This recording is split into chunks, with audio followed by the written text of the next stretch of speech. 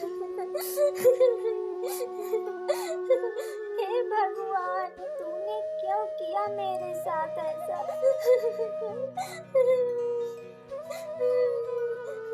गीता को बच्चा होने वाला था। किसी कारणवश गीता का बच्चा खराब हो जाता है, जिस कारण घर में उदास रहने लगी थी और बच्चे को याद कर करके रोया करती थी। तभी घर में महेश पहुंचता है, गीता का पति। तभी गीता को देखकर महेश गीता के पास जाता। अरे गीता, क्यों रो रही हो? भगवान ने चाहा तो तुम्हें दोबारा बच्चा हो जाएगा, और ऐसे अगर तुम उदास रही तो तुम्हारी तबीयत खराब हो जाएगी गीता। तो मैं क्या करूं बताइए?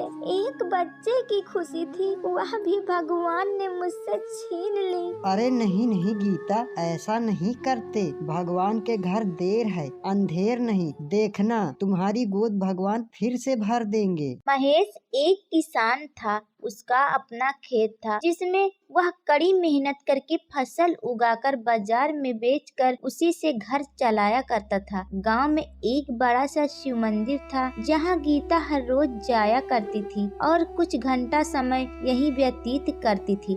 गीता हर रोज शिवलिंग के पास पहुंचती और उनकी पूजा करती थी। ओम नमः शिवाय, ओम नमः शिवाय, ओम नमः शिवाय। शिवलिंग की पूजा करने के बाद गीता शिव जी से अपने लिए एक बच्चे की कामना करती थी। हे शिव जी, मुझे एक बच्चा दे दो शिव जी। मेरा बच्चा मुझसे दूर चला गया है, मुझे एक बच्चा चाहिए। शिव जी प्लीज, शिव जी मुझे एक बच्चा दे दो। इस अबला नारी पर दया करो, इस माँ की गोद भर दो शिव जी। इस गोद में एक बच्चा दे दो शिव जी। ऐसे ही गीता हर रोज शिव जी के पास आती और शिव जी से एक बच्चे की कामना करती। काफी समय मंदिर में व्यतीत करने के बाद गीता वापस धीरे धीरे अपने घर की ओर चली जाती। एक रोज गीता पूजा करने के बाद घर की ओर जा रही थी, तभी उसे किसी बच्चे की रोने की आवाज सुनाई देती है।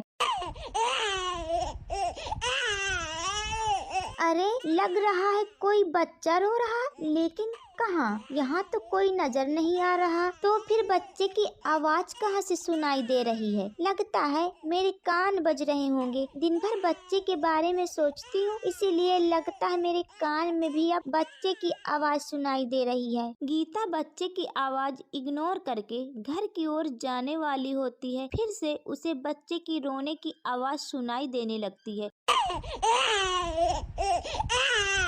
अरे नहीं नहीं, यह मेरा भ्रम नहीं है, बच्चे की रोने की आवाज है। सच में बच्चा है, लेकिन कहाँ? कोई नजर नहीं आ रहा, कहाँ है? गीता इधर उधर बच्चे को ढूंढने की कोशिश करती है। अंतिम में वह आकर देखती है कि एक पेड़ के नीचे एक छोटा सा नन्हा सा बच्चा सोया हुआ है और वह वहीं पर रो रहा है। गीता उस बच्चे को देखकर खुश हो जाती है, उस बच्चे को अपनी गोदी में उठा लेती है, लेकिन उसके मन में एक डर भी था। लेकिन यह बच्चा किसका है? यहाँ कैसे आया? कौन है इसके माता पिता? कोई तो नजर नहीं आ रहे। अब मैं इस बच्चे को रख भी नहीं सकती हूँ। इस बच्चे को क्या करूँ? मैं घर लेकर चली जाऊँ? क्या करूँ? शिव जी मेरी मदद कीजिए, कुछ तो इशारा कीजिए। गीता कुछ देर वहाँ रुकती है। जब उसे कोई नजर नहीं आता आसपास, तो वह एक निर्णय लेती है। अरे, लगता है शिव जी यहाँ छोड़कर चले गए हैं। शिव जी ने मेरी गोद भर दी, मेरी बात सुन ली। जय हो शिव जी, जय हो। गीता उस बच्चे को अपने साथ घर लेकर चली जाती है। गीता बच्चे को घर तो लेकर आ जाती है, लेकिन बच्चा काफी रो रहा था।